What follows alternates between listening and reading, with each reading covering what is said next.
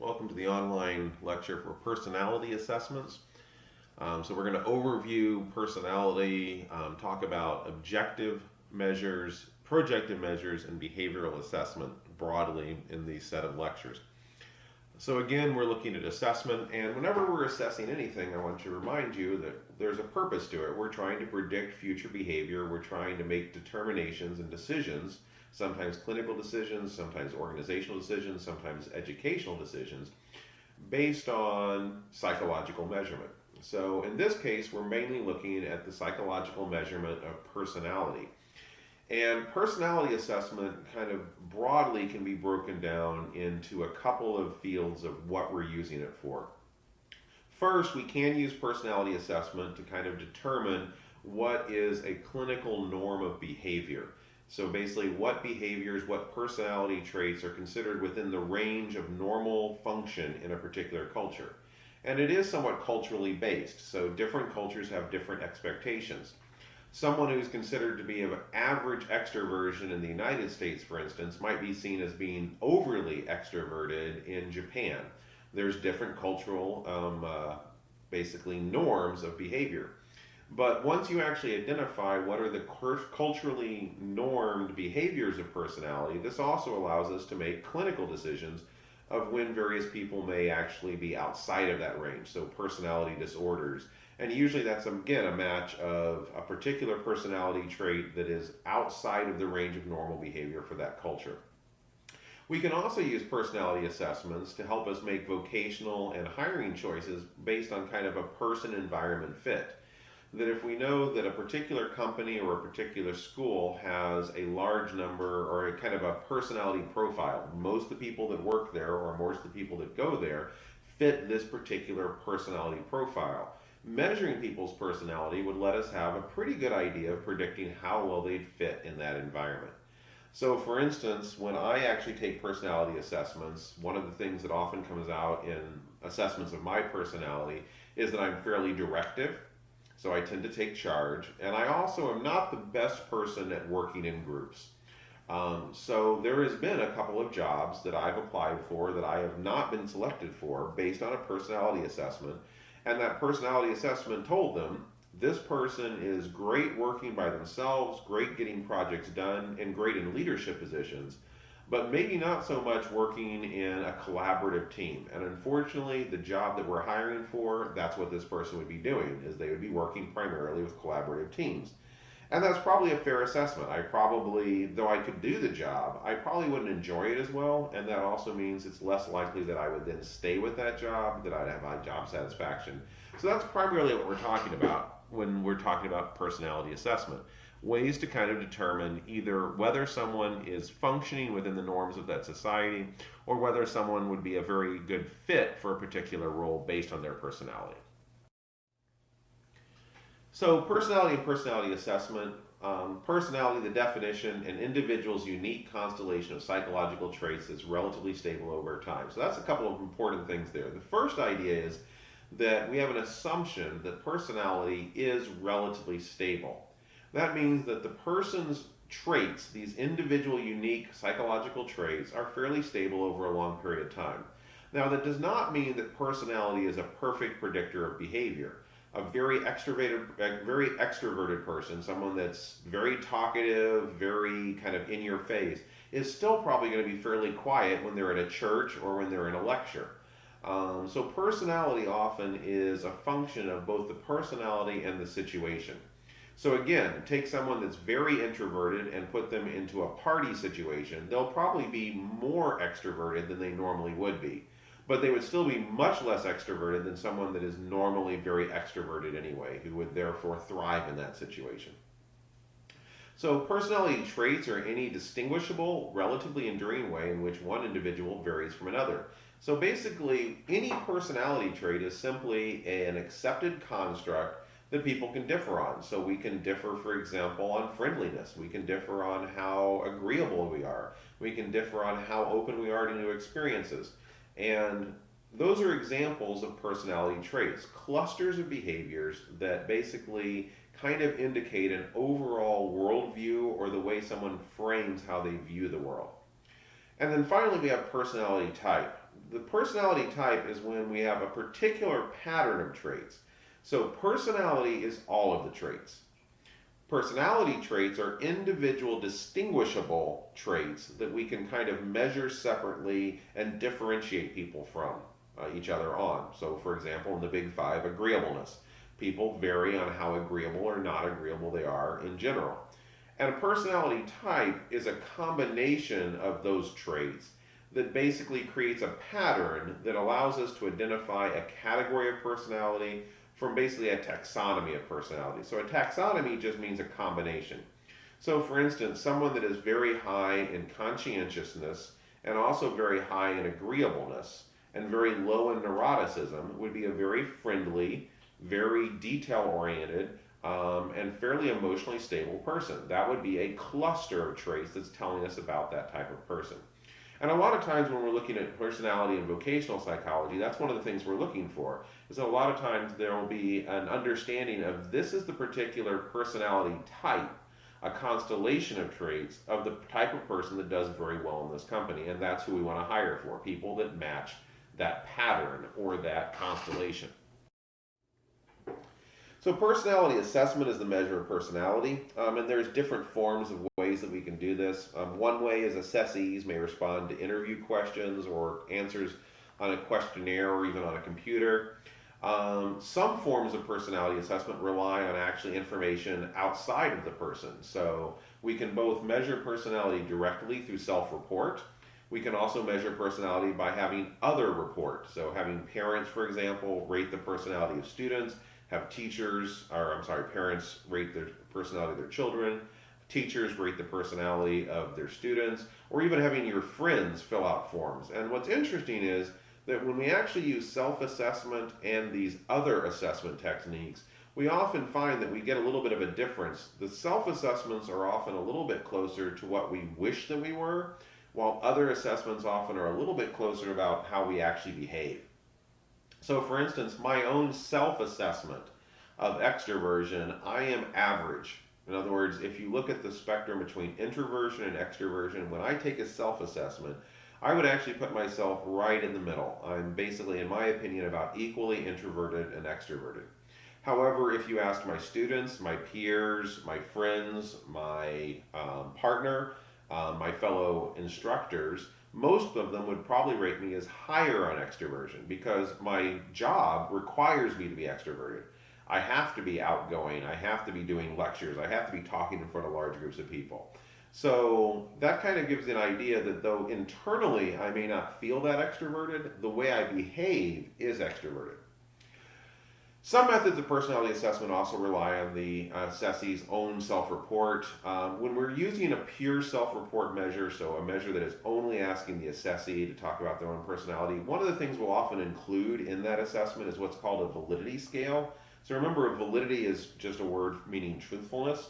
So this is a subscale of questions that are built into the assessment that are designed to assess whether the person is actually answering honestly. So if, for example, if I'm taking a personality assessment for a job that I know involves a lot of group work and group collaboration, I could try to change the answers that I would give normally about items that are about how well I work with groups. The idea behind this, though, is it's hard to maintain inaccurate responses over a large series of questions, and a lot of times we can actually design questions that determine if the test taker is actually either responding carelessly, trying to be deceptive, or misunderstanding the questions. So a validity scale often is just additional questions that are actually calculated. It's not a measure of personality. It's an indicator of how accurate is that personality assessment. And these are often very useful, especially if we're trying to make clinical decisions based on a personality assessment. Because a lot of times these self-assessments, it's pretty clear what's being measured. If you get a question that asks you, I like to have everything in its place, and I like everything has a place that needs to be put up. Those are questions that clearly are measuring conscientiousness. And most people would recognize it's like, wow, if I answer no, I don't like to put things up, it basically says I'm kind of cluttered. If I say yes, it means I'm kind of orderly. If you're taking a job that requires orderly behavior, which one are you going to respond? You're probably going to respond that you are orderly because you know it's being used to determine if you get the job or not. That's why these validity scales are often pretty important in these kind of tests. So, origins of personality testing. So, the idea of assessing individual differences is much older than psychology or psychiatry. It's the questions of, what makes us special, what makes us different, but also how stable and predictable is behavior based on these differences. There are hundreds of tests and many theories that look at personality, but one of the broad findings is that yes, personality is fairly stable. However, personality alone is not a great predictor of behavior. You need to know the personality and the situation. It's a personality interaction between personality and situation that determines behavior. So if someone is very conscientious, but they're late for a flight, they're probably going to be much less likely to clean up a mess. While someone that actually is not very conscientious, but basically knows they're going to be fired if they don't clean up their desk, very much likely would clean up their desk. So again, the personality trait, high conscientiousness, we'd be surprised by someone leaving a mess when they're in a hurry. And someone with low conscientiousness, we'd be surprised when their desk is cleaned up when there's a threat of firing. But those are both examples of how the situation kind of trumped personality. So we're going to talk about some of the broad theories of personality testing. Our first one is psychoanalytic theory. So in the Victorian era, so mid-1800s, Freud started treating hysteria, and based on his meeting with various people basically suffering from various anxiety disorders, he started to create his theory of subconscious motivated behavior. The idea that the personality of a person that we know, our conscious personality, is often being influenced by unknown factors, the subconscious. So, based on this idea, this theory that personality is primarily being driven by unconscious drives, unconscious thoughts, the initial measures of personality were ones that used projective tests. These are examples: pictures interpretations, word associations, and the infamous inkblot test of Rorschach. And the idea behind this is that if personality is truly coming from a subconscious way, the only way to really measure it is to provide an opportunity for your subconscious to interpret ambiguous figures. And we're going to come back to these projective tests later. But it is important to note that they were basically the first systematic way to try to measure personality, based on Freud's early theories of personality. So one of the next earliest theories of personality is we get basically type theories. So basically the idea of trying to group people into broad categories. And probably one of the most famous of these type theories is type A versus type B. So type A personalities tend to achieve more in less time, but also tend to be fairly aggressive, fairly extroverted, and actually fairly stressed as well. Generally speaking, when I take a type theory of personality, type A versus type B, I myself come out fairly type A. Type B people are more easygoing, relaxed, and non-competitive. So they're more generally less likely to achieve in a given time period. That doesn't mean that they don't get things done, but they tend to get things done in a more slow and relaxed atmosphere. They usually work better in groups. They also tend to be less stressed. And actually, this initial theory, and we'll talk about it again a little bit as we talk about each theory in detail, was also had a major physiological component. That type A personalities were also more likely to have physiological distress, heart problems, breathing problems, etc., compared to type B. Our next broad area of personality theory is phenomenological theories. So these come from a general thought of that people tend to be aspirational. So introspective approach is basically just asking people to reflect on their own personality. So what traits make you different? What unique combination of personality traits do you have that would allow you to do better in your life? How can you basically tap into your strengths? Rogers' Q technique, currently called the Q-sort technique, was another example of this, and it was again based on this idea that people tend to be striving to be better. There is a drive for people to be more creative, to be more actualized. That basically people want to live good lives. So Rogers was a positive psychologist, and his Q-sort technique was basically you were given a large pile of basically personality traits, and you had to sort them based on yourself, So which traits are most representational of you, which are the least representational of you, which are average of you. But after you did that, you would also then do an ideal sort. So according to you, what would be the best aspirational personality for someone to have? And then the idea behind this is that you look at the difference between your self sort and your actual ideal sort and ask yourselves, how can I move forward towards this more ideal personality that I would want to attain? We also have behavioral and social learning theories of personality. So Rotter's 1966 came up with the idea of locus of control. And again, this is an individual personality trait that differentiates people. In other words, this is something, it's a psychological construct. It's a personality trait that allows us to make discriminations between people. And according to Rotter's, basically everyone varied from a very high internal locus of control to a very high external. And this is the continuum, so you can move anywhere from being completely internal all the way to being completely external. Most people would fall somewhere in the range between these two bipolar ends. So, internal locus of control is basically people that believe that they are in control of their own behaviors and the consequences. And generally, we find people with internal locus of control. Think of this as being very individualistic and pretty much owning your decisions and your behaviors.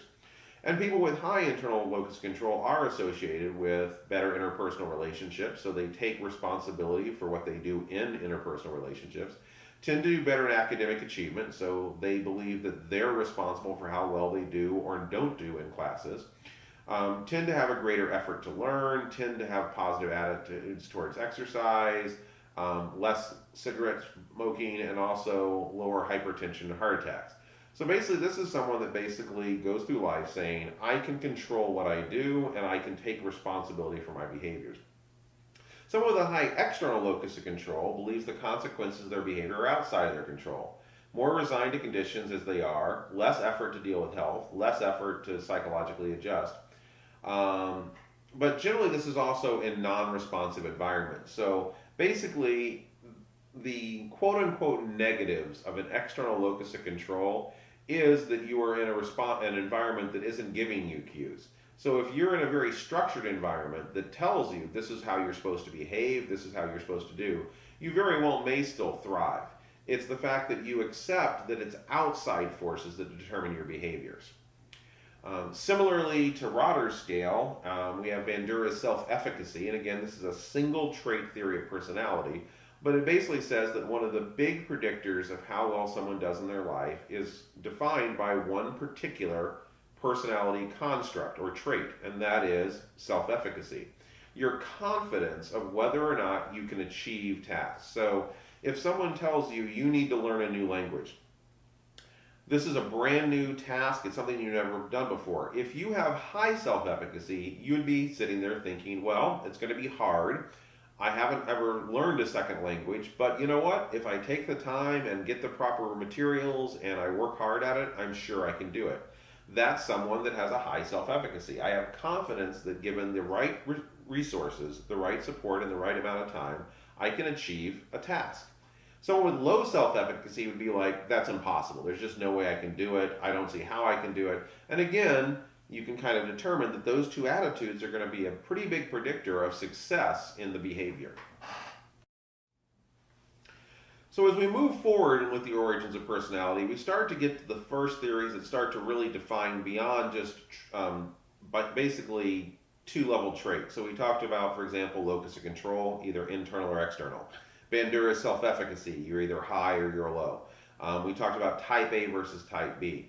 As we move forward, we start to get to the trait theories, and these are theories that try to come up with a cluster of traits that are all useful in predicting behavior dependent on the situation. So trait conceptions measure individual differences, and the big difference in these theories is how many individual traits they're trying to measure. So one of our first ones is Cattell's factor and analytic trait theory, the 16PF. Basically, the idea behind this is that there was, according to Cattell, there's 16 individual traits of personality that are important in predicting people's behavior and function and success. He also broke these further up to surface versus source traits. So there was like a smaller number of core source traits that were kind of more of the internal personality. that then resulted in a greater number of surface traits, more observable behavior. We have Eysenck's trait dimensional theory, basically the idea that you have introversion versus extroversion, and then emotional stability versus neuroticism. So Eysenck's theory was basically a two-factor theory, but each factor had two different kind of traits associated with it. So introverted versus extroverted, stable versus neurotic. And moving forward to the theory that most of us are more familiar with, the five-factor model, Big Five, included some of Eysenck's traits. We've got neuroticism, which varies from being very emotionally stable to very neurotic. We have extroversion, which is very extroverted to very introverted, but also openness to experience, agreeableness, and conscientiousness. And if we looked at Cattell's 16-factor theory, we'd see similar traits in his theory as well. All of these theories basically have some support for them. The argument is how much do you need to break down personality into how many individual traits? Most of the actual statistical research has indicated that the five-factor model is probably one of the most supported. That yes, you can break down factors of personality into more than five factors, but as you do that, you kind of start to get to those surface traits that Cattell talked about. They're just sub-traits of these bigger source traits. So the five-factor model doesn't think of neuroticism, extroversion, openness to experience, agreeableness, and conscientiousness as quote-unquote source traits like Cattell's theory, but that's basically what they are. They're definitely accepting that, like conscientiousness can be broken down into how conscientious you are in your work behaviors, how conscientious you are in your treatment of others, how conscientious you are with your personal hygiene, your dress, and even your living space. But all of those are kind of individual packages of behaviors that overall are often indicating a general level of conscientiousness. As I also said, another way we can look at personality beyond the theories is how we want to measure it. So objective measures are typically administered by paper and pencil or computer and are often short answer items that the assessee is tasked to select one response from those provided. So very direct measurement. Do you want to do A, B, or C? Do you think of yourself as very conscientious or not? While projective measures are still going back to those original theories of Freud, this idea that a part of the process when we're looking at personality is we're trying to tap into some subconscious or unknown factors of personality. So in the projective measures, individuals supply structure to an unstructured stimuli in a manner consistent with their own pattern of personality. It's an indirect measure of personality. So when given an ambiguous image, what does someone see? And then based on that, we start to try to indirectly infer what their personality is like. So theory-guided objective tests, state and trait anxiety inventories. One of the things we want to talk about when we do an objective test, so these are direct measures of personality, is we do want to make sure that we're measuring trait or state. So state anxiety is a temporary condition, and you can ask questions about how anxious are you right now? How anxious are you in a particular situation? That would be state anxiety. Trait anxiety is more about the personality. So everyone experiences anxiety, state anxiety occasionally, regardless of their trait anxiety. But someone that has high trait anxiety is more likely to experience frequent state anxiety. And someone with low trait anxiety, a permanent, stable personality trait, would be less likely to experience state anxiety on a moment-to-moment kind of basis. Another way we can actually do objective measuring is an example of Edwards' personality preference schedule. It uses dyads, so you have to basically pick from a pair of similar statements. So one example is, I feel sad when I watch a tragic news story. I feel nervous speaking in front of a group. Notice that both of these are about a bit of anxiety, feeling sad with a tragic news story or feeling nervous in front of a group. And these are ipsitative questions. Basically the idea here is that neither of these questions are, I'm not anxious. Both of them are degrees of anxiousness.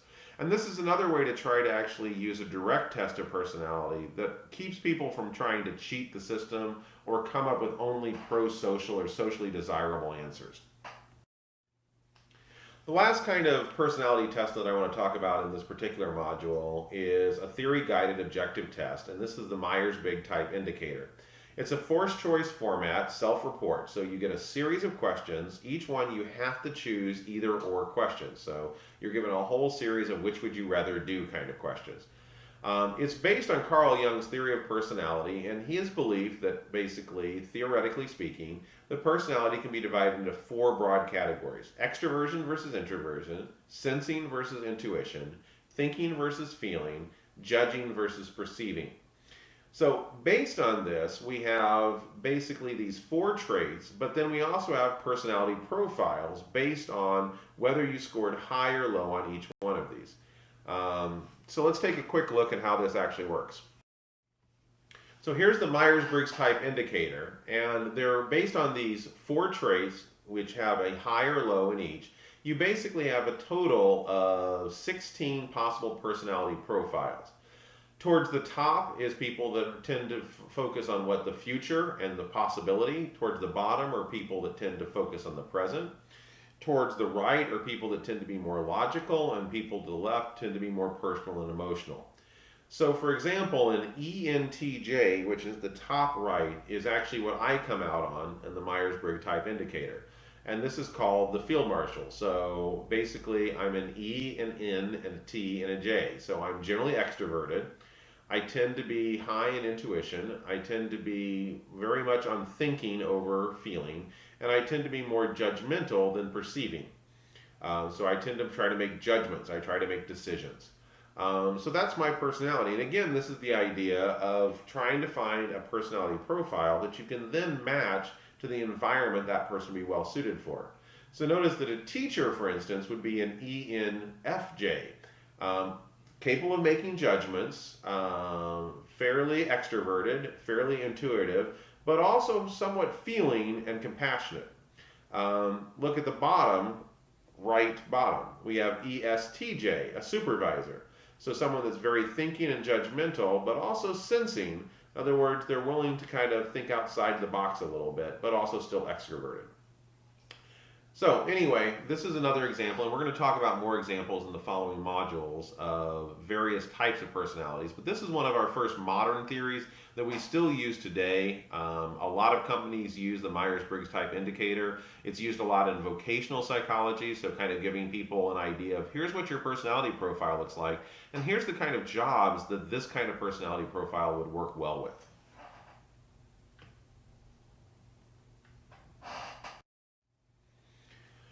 And again, theory-guided objective tests. We already talked about type A versus type B behavior. And again, this was actually created by cardiologists Meyer Friedman and Ray Roseman.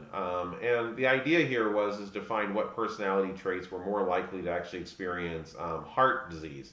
And what they found was they were able to determine two broad types of personality profiles. Type A personality, competitive, haste, restlessness, impatient, feeling of being time pressured, a strong need for achievement and dominance, versus the type B, completely opposite, mellow and laid back.